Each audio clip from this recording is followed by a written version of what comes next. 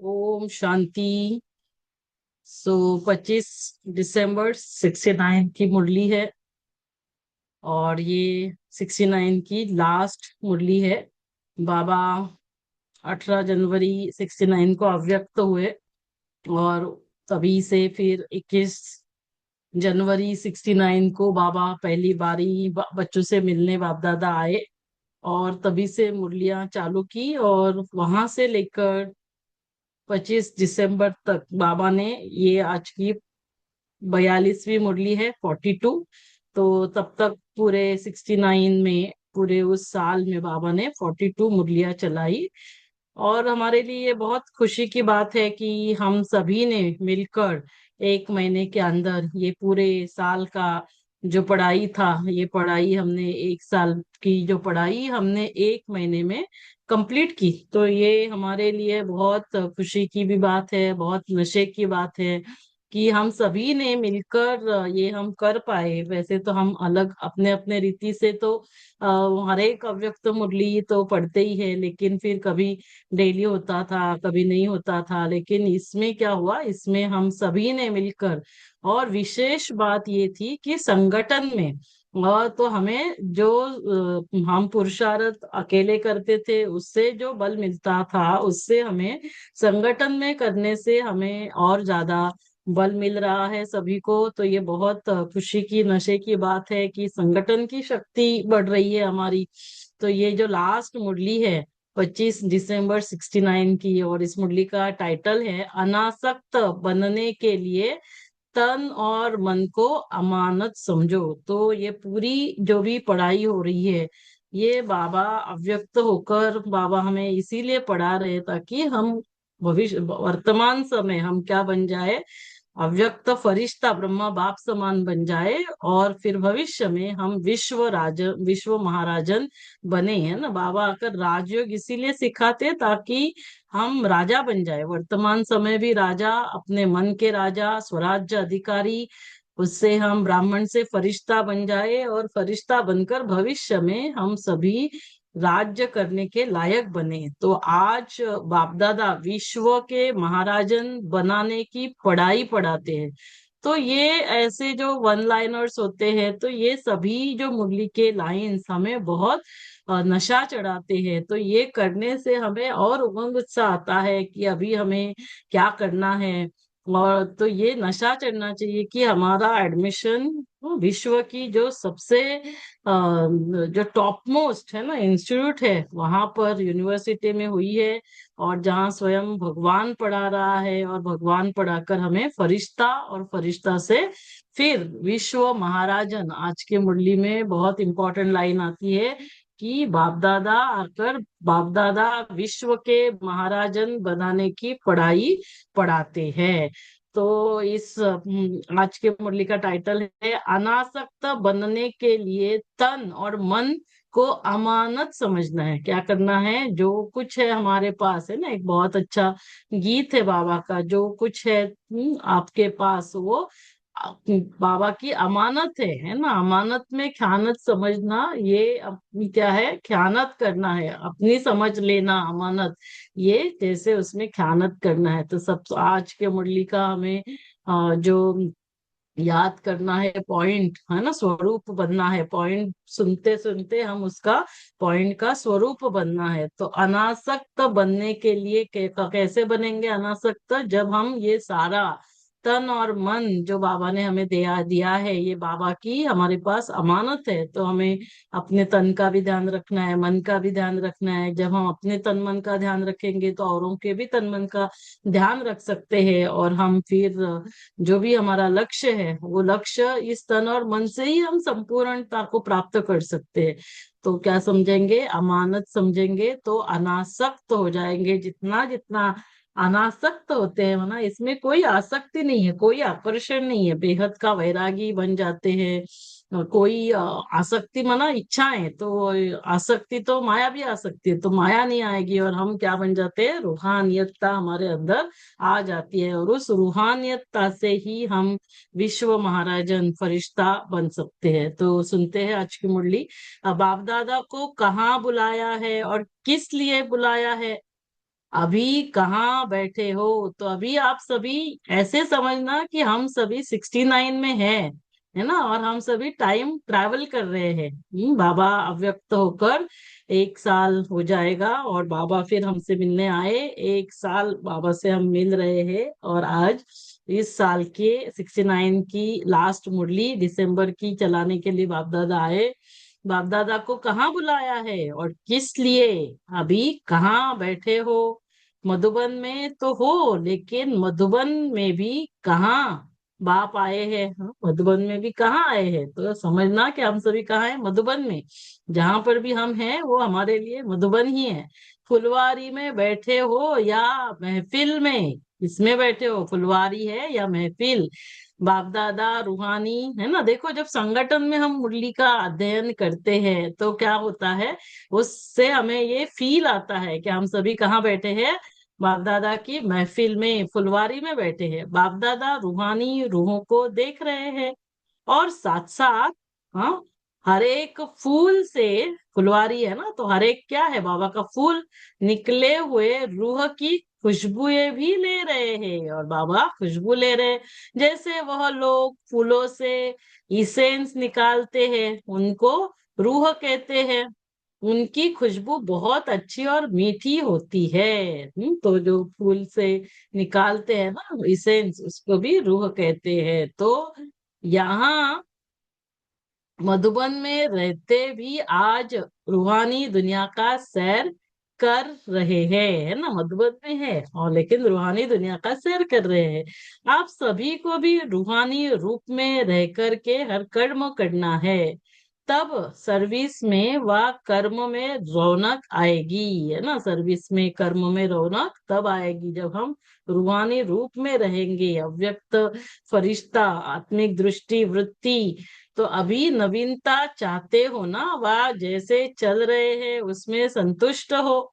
नई रौनक तब आएगी जब, हाँ, रौनक कब आएगी?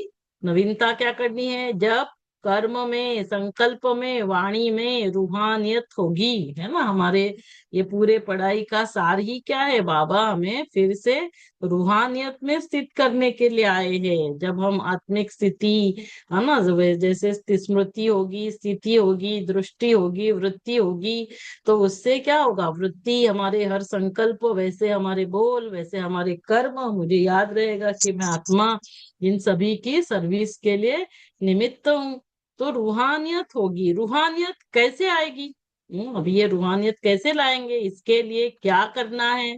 जो रूहानियत सदा कायम रहे। तो रूहानियत आनी भी चाहिए, और रूहानियत सदा कायम भी रहनी चाहिए, है ना। कलयुग में रहते हुए, कलयुगी स्वभाव संस्कार के लोगों के साथ धंधा धुरी गृहस्थ में रहते हुए हमें कैसे ये रूहानियत सदा कायम रखेंगे? क्या बदलना है?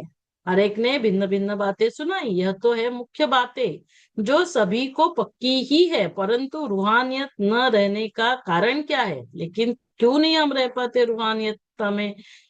वफादार, फरमान बरदार क्यों नहीं बन पाते? बाबा, बाबा जो कहते हैं वैसे हम सभी बनना तो चाहते हैं, लेकिन फिर आत्माओं का व्यवहार और परिस्थितियां, तो उससे, है ना, क्या हो जाता है, बाबा का फरमान कभी कभी नहीं फॉलो कर सकते हैं पूरा। तो फिर वफादार, फरमान बरदार क्यों नहीं बन पाते? तो किसी ने कहा संबंध की कमी। तो बाबा ने कहा संबंध में कमी भी क्यों पड़ती है? निश्चय बुद्धि का तिलक तो सभी को लगा हुआ है ना। सभी निश्चय बुद्धि है। बाबा में निश्चय में नंबरवार तो है नहीं, हम नंबर 1 ही है। हर एक निश्चय बुद्धि। यह प्रश्न है कि रूहानियत सदा कायम क्यों नहीं रहती? क्यों रूहानियत कायम नहीं रहती सदा? हाँ, बाबा हमेशा अंडरलाइन कराते हैं ना, जो चीज है वो सदा होनी चाहिए, सदा, है ना, सदा होनी चाहिए। तो रूहानियत कायम न रहने का कारण यह है कि अपने को और दूसरों को, जिनके सर्विस के लिए हम निमित्त हूँ, उन्हों को बाप दादा की अमानत समझकर चलना, है ना। यदि हम समझेंगे, है ना, काफी बार हो जाता है हम, हाँ, लौकिक में आ जाते हैं ना, तो अलौकिकता कभी कभी हमारी खिसक जाती है। हम ये समझते हैं कि ये हमारे अंडर काम कर रहे हैं, कभी कभी फिर हम, है ना, तो ये अमानत समझना बार बार, ये बाबा की अमानत है, बाबा के ये बच्चे हैं। तो बाबा की अमानत समझकर चलना, जितना जितना अमानत समझकर चलेंगे, हाँ, किसको, अपने को और दूसरों को, जिनके सर्विस के लिए हम निमित्त है। तो सभी जो भी हमारे संबंध संपर्क में आते हैं, शायद वो चाहे वो लौकिक परिवार हो, धंधाधोरी, ऑफिस, वो सभी आत्माएं, उनकी भी सर्विस के लिए हम निमित्त है। तो हमें बहुत प्यार से, स्नेह से उनको चलाना है। जितना अपने को और दूसरों को अमानत समझेंगे तो रूहानियत आएगी। अमानत न समझने से कुछ कमी पड़ जाती है। मन में संकल्प जो करते हैं वह भी ऐसे समझ करके करे कि यह मन भी एक अमानत है। अपने को और दूसरों को अमानत समझना, दूसरा क्या है, मन। इस अमानत में ख्यानत नहीं डालनी है ना, अपना समझ लेना ये अमानत में ख्यानत है। ये मन, ये तन, स्वयं के बारे में। फिर जिनकी सर्विस के लिए हम निमित्त है, तो हम किनकी सर्विस के लिए निमित्त है, पूरे दिन में जो भी हमारे संबंध संपर्क में आते हैं वो क्यों आ रहे हैं, क्योंकि हमें उनकी सर्विस करनी है। और हमें लगता है कि चलो कोई प्रोग्राम है तो उनकी सर्विस के लिए नहीं, जो भी पूरे दिन में आत्माएं हमारे संबंध संपर्क में आती, तो वो शायद हो सकता है हमारी जो भी काम करने वाले सहयोगी है, दूध वाला है, पेपर वाला है, सब्जी, जो भी आत्माएं संबंध संपर्क में आते हैं, उन सभी की भी सर्विस के लिए हम निमित्त है, क्योंकि वो सारे शरीर से हर एक अलग अलग रोल प्ले कर रहे हैं, लेकिन वो सभी आत्माएं हैं। दूसरे शब्दों में, आप औरों को ट्रस्टी कहकर समझाते हो ना, हम दूसरों को समझाते हैं कि अगर ट्रस्टी होकर रहो, उन्हों को ट्रस्टी कहते हो, लेकिन अपने मन और तन को और जो कुछ भी निमित्त रूप में मिला है, तो एक तो अपना क्या है, अपना तन और मन, और जो निमित्त रूप में हमें क्या क्या मिला है। तो जब बाबा जिज्ञासु सेंटर की बात करते हैं तो जनरली वो सेंटर्स के रिलेटेड, लेकिन अभी तो काफी सारे बाबा के बच्चे तो गृहस्थ व्यवहार में ही है और बाबा की सेवाओं के लिए निमित्त है। हम सभी बाबा की आर्मी, हम सभी, हाँ, क्योंकि बाबा प्रत्यक्ष तो गृहस्थियों द्वारा होने वाला है, क्योंकि बाबा को स्थापन तो पवित्र गृहस्थ धर्म ही करना है। तो चाहे जिज्ञासु है, सेंटर है, व स्थूल कोई भी वस्तु है, वह स्थूल कोई भी वस्तु है, लेकिन अमानत मात्र है। अमानत समझने से इतना ही अनासक्त होंगे। अमानत समझने से क्या होगा, अनासक्त होंगे, बुद्धि नहीं जाएगी, है ना, बुद्धि की आकर्षण नहीं होगी। अमानत समझने से इतना ही अनासक्त होंगे। तो हमें क्या करना है, रूहानियतता लानी है।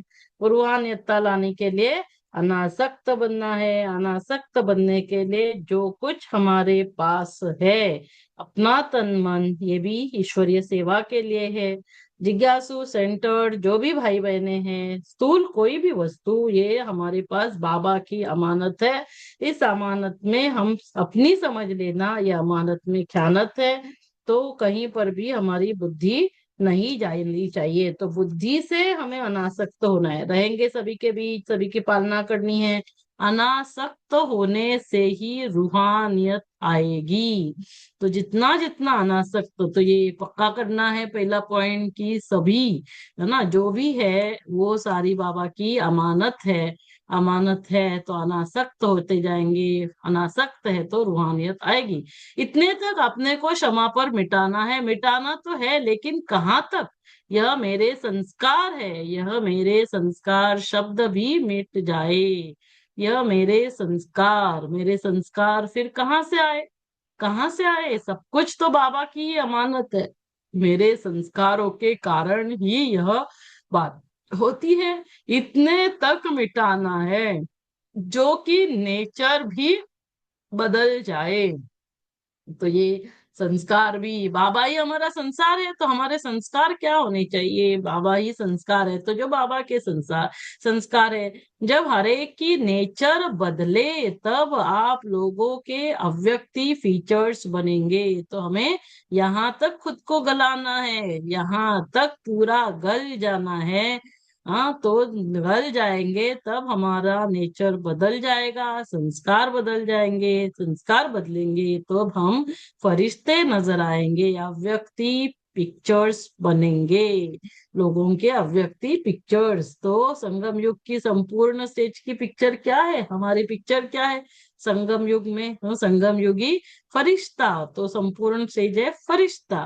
सतयुग में हमारा क्या होगा, देवता। लेकिन अभी संगम युग का संपूर्ण स्टेज फरिश्ते में क्या विशेषता होती है, तो सभी अलर्ट होकर सुनना, फरिश्ता बनना है हम सभी को। तो चेक करना क्या ये सारी विशेषताएं मेरे अंदर है, चेक एंड चेंज। बाबा हमेशा क्या बोलते हैं, अपने को चेक करो, चार्ट करो, नोट डाउन करो एंड चेंज करो। तो हल्कापन फरिश्ते में क्या होता है, फरिश्ते की विशेषता एक शब्द में यदि कहेंगे तो फरिश्ता बना उड़ने वाला। और उड़ कौन सकता है, जो हल्का होगा, जो बोझ वाला होगा, भारी होगा, वो उड़ सकता है क्या? नहीं। तो हमें क्या बनना है, एकदम हल्का। हल्कापन होने के कारण जैसे भी परिस्थिति हो वैसे अपनी स्थिति बना सकेंगे, जैसे भी परिस्थिति। क्योंकि हमें परिस्थितियां तो हर घड़ी हर पल परिस्थितियां आती रहेगी, हर एक आत्मा के द्वारा आती रहेगी। हल्कापन होने के कारण जैसी भी परिस्थिति हो वैसी अपनी स्थिति बना सकेंगे, जैसी अपनी स्थिति है ना, तो वैसे अपनी, जैसे हल्कापन होने के कारण जैसे भी परिस्थिति कैसे भी हो लेकिन अपनी स्थिति बना सकेंगे। जो भारी होते हैं वो कैसी भी परिस्थिति में अपने को सेट नहीं कर सकेंगे। तो इसीलिए क्या करना है, हल्का हो जाना है। वहां हमको हमारी स्थिति परिस्थिति अनुसार एडजस्ट करने के लिए आना चाहिए। स्थिति श्रेष्ठ तो परिस्थितियां बदल जाती है, तो इसीलिए हमें अटेंशन कहाँ देना है, स्थिति पर। और कल भी हमने देखा कि जो अंतिम पेपर्स होते मार्किंग होती है वो 3 बातों पर डिसाइड होती है। शुरू से लेकर बाबा से बने, बाबा का तब से कितनी सेवा की, सेवा करते समय हमारी स्थिति कैसे रही, और क्या अंतिम समय तक हमने सेवा की। तो स्थिति पर बार बार अटेंशन खिंचवाना है। स्थिति जो भारी होते हैं वह कैसी भी परिस्थिति में अपने को सेट नहीं कर सकेंगे। तो फरिश्तेपन की मुख्य विशेषताएं हुई, वह सभी बातों में हल्के होंगे। 4 बातों में हल्के बाबा ने बताया। संकल्पों में भी हल्के, है ना, संकल्प माना कोई भी व्यर्थ निगेटिव संकल्प नहीं। वैसे ब्राह्मणों का नेगेटिव तो नहीं, लेकिन व्यर्थ या ऐसा क्यों करते हैं वैसा, तो ये संकल्पों में भी हल्के। वाणी में भी हल्के, बोल में भी हल्के, तो व्यर्थ बोल नहीं। कर्म में भी हल्के, हाँ, तो हमारे ऐसे ही कोई व्यर्थ कर्म नहीं होने चाहिए। चौथा, संबंध में भी हल्के रहेंगे, है ना, स्वभाव संस्कार, जो संबंध में आएंगे उन आत्माओं के स्वभाव संस्कार के साथ हमें अपने स्वभाव संस्कारों के साथ एडजस्ट कर कर रहना है। इन 4 बातों में हल्कापन है, क्योंकि पूरा दिन हम कितने आत्माओं के संबंध में आते हैं, तो सभी के साथ रहते हुए भी मुझे कैसा रहना है, हल्का। तो फरिश्ते की अवस्था है। अब देखना है कहाँ तक इन 4 बातों में हल्कापन है ना, कहाँ तक संकल्प, बोल, कर्म और संबंध जो हल्के होंगे। तो चेकिंग कैसे होगी, कैसे पता चलेगा कि ये फरिश्ते बन गए हैं, हल्के होंगे? तो वो सेकंड में कोई भी आत्मा के संस्कारों को परख सकेंगे। फायदा क्या होगा फरिश्ता बनने से? 2 बातें। हाँ, क्या होगा, हम आत्माओं के संस्कारों को परख सकेंगे, और दूसरा जो भी परिस्थिति सामने आएगी उनको 1 सेकंड में निर्णय कर सकेंगे। जो भी परिस्थिति सामने आएगी उनको 1 सेकंड में निर्णय कर सकेंगे। तो ये 2 विशेष हमें फायदे होंगे जब हम फरिश्ते बनेंगे। संकल्प, बोल, कर्म, संबंध, संपर्क में हल्के रहेंगे तो आत्माओं के संस्कारों को परख सकेंगे, तो परखने की शक्ति आएगी। परिस्थिति को भी परख कर उस परिस्थिति में 1 सेकंड में मुझे क्या निर्णय लेना है, तो परखने की शक्ति और निर्णय करने की शक्ति, यह है फरिश्तेपन की परख। जब यह सभी गुण हर कर्म में प्रत्यक्ष दिखाई दे तो समझना अब संपूर्ण स्टेज नजदीक है। क्या हम आत्माओं के संस्कारों को परख सकते हैं? परिस्थिति में निर्णय ले पाते हैं। साकार रूप की संपूर्ण स्टेज किन बातों में नजर आती थी? मुख्य बात तो अपने संपूर्ण स्टेज की आपे ही परख करनी है। इन बातों से तो अपनी अपनी चेकिंग इन बातों से हम करेंगे क्या? हम दूसरों को परख सकते हैं, आत्माओं को, संस्कारों को उनके? क्या हम हर परिस्थिति में निर्णय ले पाते? इस ग्रुप का मुख्य गुण कौन सा है? वह ग्रुप था यज्ञ स्नेही, और यह ग्रुप है यज्ञ सहयोगी। जो शुरू शुरू में हाँ सब निकले तो क्या थे? स्नेह के आधार पर तो सभी बाबा के बच्चे बने ना, तो वो यज्ञ स्नेही और यह यज्ञ सहयोगी। यज्ञ सहयोगी में तो सभी पास है, सभी सहयोग देते हैं, बाकी क्या करना है? ऐसी भी स्थिति होगी। हाँ, तो अभी तक हमने दो विशेष पॉइंट्स देखी। एक तो हमें अनासक्त होना है, उसके लिए अमानत समझना है, और दूसरा हमने फरिश्तेपन की निशानियां देखी और उससे क्या फायदा होता है। तो अभी हम देख रहे हैं कि यज्ञ सहयोगी तो सभी है, तो ऐसी भी स्थिति होगी जो किसके मन में जो संकल्प उठेगा वह आपके पास पहले ही पहुंच जाएगा। बोलने सुनने की आवश्यकता नहीं, बोलने सुनने की आवश्यकता नहीं होगी।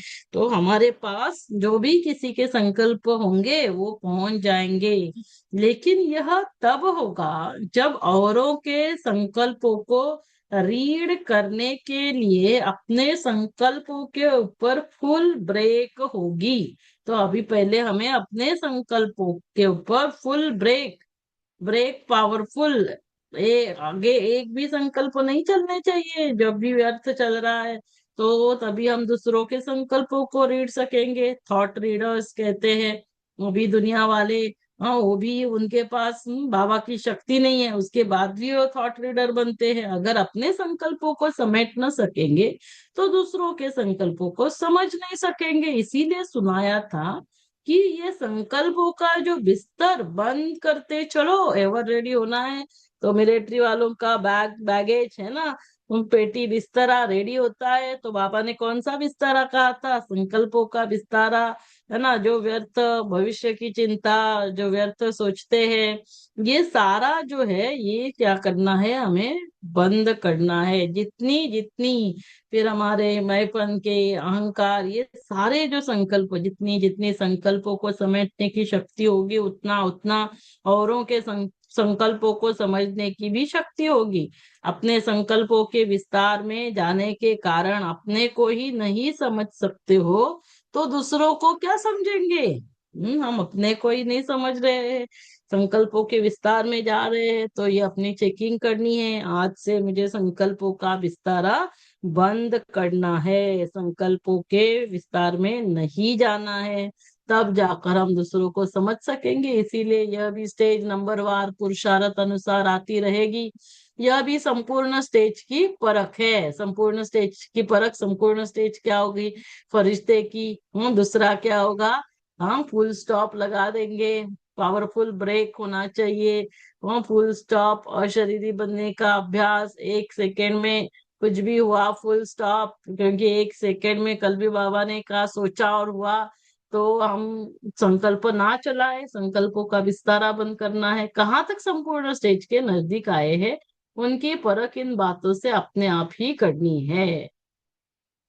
तो क्या करना है हमें? अपने संकल्पों का विस्तरा बंद करते चलना है। 1 सेकेंड में जो भी बातें हैं तुरंत फुल स्टॉप लगाना है, बिंदु लगाना है। मैं आत्मा बिंदु, ड्रामा बिंदु, बाबा बिंदु, बिंदु लगाकर बिंदु बन जाना है। तभी हम दूसरों के को भी समझ सकेंगे। फिर ये भी एक संपूर्ण बनने की परख है। फिर आगे बाबा बता रहे हैं ये ऑल राउंडर ग्रुप है। ऑल राउंडर का लक्ष्य क्या होता है? लक्षण है, लेकिन जो लक्ष्य रखा है वह कुछ और आगे का रखना चाहिए। अब तक जो प्रैक्टिकल में है उस हिसाब से कौन से राजे गिने जाएंगे, है ना। ऑल राउंड सर्विस करनी है, कौन से राजे गिने जाएंगे? अभी के सर्विस के साक्षात्कार प्रमाण कौन से राजे बनेंगे? पुरुषार्थ से पद तो स्पष्ट हो ही जाता है ना। पद यहीं पर अंतिम समय हमारे पुरुषार्थ से बाबा सभी के पद डिक्लेयर करने वाला है। भले सूर्यवंशी तो है लेकिन एक होते हैं। वहां पर भी क्या होंगे, 8 विश्व महाराजन होंगे। विश्व के राजे तो विश्व महाराजन के साथ 108 कहते हैं ना, 100 क्या होंगे, राज्य के राजे भी होते हैं। और फिर होंगे उनके साथ साहूकार, और फिर प्रजा के नौकर, नौकरों के चाकर, तो सभी तो सूर्यवंशी। 9 लाख तो आएंगे शुरू में। आप बताओ आप कौन से राजे हो, शुरू में कौन आएंगे। विश्व के महाराजन बनना और विश्व महाराजन के नजदीक संबंधी बनना। तो विश्व महाराजन बनना है, विश्व महाराजन के नजदीक संबंधी, है ना। 9 लाख में भी क्या होता है, 16,108, फिर 108, फिर 108 में 8 8 विश्व महाराजन, 100 राजा बनेंगे अलग अलग जगह के। हाँ, अपने अपने जगह के राजा होंगे। फिर उसके बाद 16,000 साहूकार होंगे और 9 लाख प्रजा होगी। तो अभी साहूकार जो नजदीक के संबंधी, इसके लिए कौन सा साधन होता है, विश्व का कल्याण तो हो ही जाएगा, लेकिन विश्व के महाराजन जो बनने वाले हैं उन्हों की अभी निशानी क्या होगी, अभी वर्तमान समय संगम युग पर उनकी निशानी क्या होगी, जो भविष्य में विश्व महाराजन बनने वाले। यह भी ब्राह्मणों का विश्व है, अर्थात छोटा सा संसार है। ये भी क्या है, हमारा ब्राह्मणों का विश्व। तो जो विश्व महाराजन बनने हैं उन्हों का इस विश्व अर्थात ब्राह्मण कुल की हर आत्मा के साथ संबंध होगा। जो यहाँ इस छोटे से परिवार सर्व के संबंध में आएंगे वह वहां विश्व के महाराजन बनेंगे। तो पहली क्या है निशानी बताई बाबा ने, उसकी बाबा विश्व महाराजन की निशानी बता रहे हैं, जैसे फरिश्ते की निशानियां बताई। अपनी अपनी निशानियां चेक करते जाओ, चेक एंड चेंज करना है।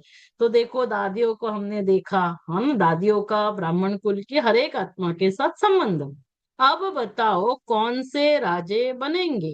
एक होते हैं जो स्वयं तख्त पर बैठेंगे, और एक फिर ऐसे भी है जो तख्त नशीन बनने वालों के नजदीक सहयोगी होंगे।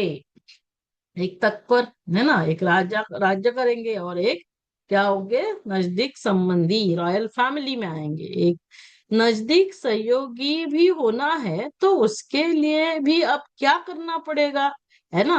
तो ताकि हम रॉयल फैमिली में आए, हाँ, फिर बाद में बाकी सब साहूकार, प्रजा, ये वो सब बाद में होंगे, बाहर होंगे। जो पूरा दैवी परिवार है, ये हमारा छोटा सा परिवार, उन सर्व आत्माओं के किसी न किसी प्रकार से सहयोगी बनना पड़ेगा। तो पूरा दैवी परिवार है ना, पूरे कुल के लिए हम निमित्त है, उनके लिए हमें तो साथी, सहयोगी, स्नेही। और एक होता है सारे कुल के सर्विस के निमित्त बनना, पूरे ब्राह्मण कुल के।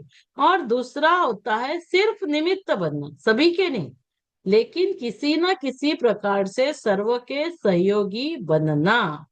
ऐसे ही फिर वहां उनके नजदीक के सहयोगी होते हैं। अभी हम सहयोगी रहेंगे तो तभी भी वहां सहयोगी। तो अब अपने आप को देखो, विश्व महाराजन बनेंगे ना, सभी विश्व महाराजन बनेंगे ना।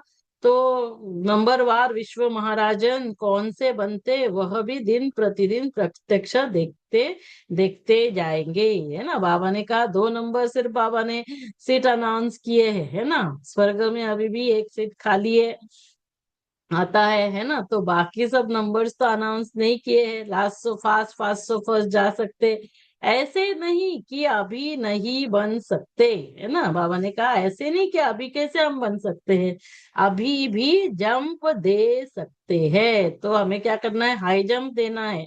तो हर एक अपने अपने हाई जंप को चेक करे, क्या क्या हाई जंप है, लौकिक को अलौकिक बनाना। फिर हाई जंप क्या होती है, सेकंड में फुल स्टॉप लगाना, है ना। बीती सो बीती, पास्ट इज पास्ट करते जाना, जो भी बातें हुई तुरंत फुल स्टॉप लगाना है। तो ये हमें चेक करना है, जंप दे सकते हैं। मेकअप करने का अभी समय है, लेकिन थोड़ा समय है। हाँ, कितना है, थोड़ा। समय थोड़ा है, मेहनत विशेष करनी पड़ेगी। अभी थोड़ा समय होगा तो क्या करना होगा, मेहनत विशेष, लेकिन मेकअप कर सकते हो। बाबा हमें क्या कर रहे हैं, इनकरेज कर रहे हैं कि बच्चे आप कर सकते हो, आप बन सकते हो। विश्व के महाराजन के संस्कार क्या होंगे, विश्व के महाराजन के संस्कार। आज बाप दादा विश्व के महाराजन बनाने की पढ़ाई पढ़ाते हैं। तो बाप दादा क्यों आए हैं इस फुलवारी में, महफिल में, विश्व के महाराजन बनाने की पढ़ाई पढ़ाने। उसके संस्कार क्या होंगे, जैसे बाप सर्व के स्नेही और सर्व उनके स्नेही है ना, बाप सर्व के स्नेही और सभी उनके स्नेही। ये तो प्रैक्टिकल में देखा ना ब्रह्मा बाबा के लिए, ऐसे एक एक के अंदर से उनके प्रति स्नेह के फूल बरसेंगे। तो हर एक जो भी हमारी फुलवारी होगी उनके वो स्नेही होंगे और सभी उनके स्नेही। जब स्नेह के फूल यहाँ बरसेंगे तब इतने जड़ चित्रों पर भी फूल बरसेंगे। तो यहाँ भी अपने को देखो कि मुझ आत्मा के ऊपर कितने स्नेह के पुष्पों की वर्षा हो रही है। वह छिप नहीं सकेंगे, जितने स्नेह के पुष्प उतने द्वापर में पूजा के पुष्प चढ़ेंगे। कहाँ कहाँ कोई पुष्प चढ़ाने लिए कभी कभी जाते है ना, सभी को पता है ना, 2 बार ये मुरली हम सुन रहे हैं तो 2 बार ही तो हमारी पूजा होगी। तो नहीं तो फिर कभी कभी क्या होती है, कोई देवी देवताओं की हफ्ते में एक बार, किसी की है ना महीने में एक बार, किसी की साल में एक बार। तो ऐसे पूजा होती है। तो द्वापर में पूजा के पुष्प चढ़ेंगे, कहाँ कहाँ कोई पुष्प चढ़ाने के लिए कभी कभी जाते हैं, और कहाँ तो हर रोज, और बहुत पुष्पों की वर्षा होती है, मालूम है ना ये सब। सभी को बाबा पूछ रहे हैं। हाँ तो देखो हमारा भी 2 बार ही हम मुरली पढ़ते हैं, तो 2 बार ही पूजा होगी, पुष्प चढ़ेंगे। इसका कारण क्या, जो अभी जो पूजा होती है द्वापर से कलयुग के अंतिम समय तक भी, तो इसका कारण क्या, तो यही लक्ष्य रखो कि सर्व के स्नेह के पुष्प पात्र बने। स्नेह कैसे मिलता, स्नेह कैसे मिलता है, अब स्नेह के पुष्प, हाँ मिलने के लिए स्नेही बनना होगा। स्नेह कैसे मिलता है, एक एक को अपना सहयोग देंगे, स्नेही सहयोगी, क्या कहते हैं, स्नेही सहयोगी। सहयोग दो तो सहयोग मिलेगा, स्नेह मिलेगा। एक एक को अपना सहयोग देंगे तो सहयोग मिलेगा। और इसीलिए संगठन का महत्व होता है, संगठन का बल, एक दूसरे को हम सहयोग देते हैं, और जितने के यहाँ सहयोगी बनेंगे उतने के स्नेह के पात्र बनेंगे, और ऐसे ही फिर विश्व के महाराजन बनेंगे। इसीलिए लक्ष्य जो है वो हमेशा बड़ा रखो, है ना, हमेशा हमारा लक्ष्य बड़ा होना चाहिए। तो हमें सहयोग देंगे, सहयोग मिलेगा, स्नेह देंगे, स्नेह मिलेगा, साथ रहेंगे, साथ मिलेगा। तो साथी स्नेही सहयोगी बनना है, ये है विश्व महाराजन। हाँ जो बनेंगे उनकी निशानियां, वो सर्व के स्नेही सहयोगी साथी होंगे, और सभी उनके साथी सहयोगी स्नेही होंगे। आज एक भक्ति मार्ग का चित्र याद आ रहा है, आज देख भी रहे थे तो मुस्कुरा भी रहे थे। देख रहे थे, अंगुली देने वाले तो है ना, अंगुली दी भी है, वह देनी है, कहाँ तक अंगुली पहुंची है। तो सभी वो चित्र सामने लेकर आओ, गोवर्धन पर्वत, श्री कृष्ण की अंगुली और बाकी सभी की अंगुली कहाँ तक पहुंची है, चेक करना हमारी अंगुली कहाँ तक पहुंची। अगर अंगुली देनी है तो इसका मतलब है जहां तक अंगुली पहुंची है वहां तक नहीं दी है, पहाड़ उठा नहीं है। अभी पहाड़ उठा है क्या, नहीं, क्यों, इतना भारी है क्या पहाड़, इतनों की अंगुली भी मिल गई है फिर भी पहाड़ क्यों नहीं उठता। हाँ अभी इतने के भाई बहने, क्यों ये पहाड़ नहीं उठ रहा है। कल्प पहले का जो यादगार है वह सफल तब हुआ है जब सभी का संगठित रूप में बल मिला है। तो गोवर्धन पर्वत कब उठेगा, ये कलयुगी संगठित रूप से बल मिलता, इसीलिए थोड़ा उठता है फिर बैठ जाता। हर एक अपनी अपनी अंगुली लगा रहे हैं, परंतु अब आवश्यकता है संगठित रूप में। स्वयं की अंगुली दी है, लेकिन अब संगठन में शक्ति तब भरेगी जब वह बल आएगा। अब शक्ति दल की प्रत्यक्षता होनी है, तो संगठन में भी शक्ति तब भरेगी जब वह बल आएगा। तो संगठन का बल होना चाहिए, सभी फूल तो बने हैं लेकिन अब गुलदस्ते में संगठित रूप में आना है। अभी कोई पुष्प कहाँ कहाँ अपनी रंगत दिखा रहे हैं, कोई अपनी खुशबू दे रहा है, कोई अपना रूप दिखा रहा है ना, कोई अलग अलग, लेकिन रूप रंग खुशबू जब सब प्रकार के गुलदस्ते के रूप में आ जाएंगे तब दुनिया के आगे प्रत्यक्ष होंगे। तो हमें सबको मिलकर करना है, संगठन का बल। अब ऐसा प्लान बनाओ जो संगठित रूप में कोई नवीनता दुनिया के आगे दिखाओ। एक एक अलग होने के कारण मेहनत भी ज्यादा करनी पड़ती, लेकिन संगठन में मेहनत कम, सफलता जास्ती होगी। जब संगम युग के संगठन को सफल बनाएंगे तब सर्विस की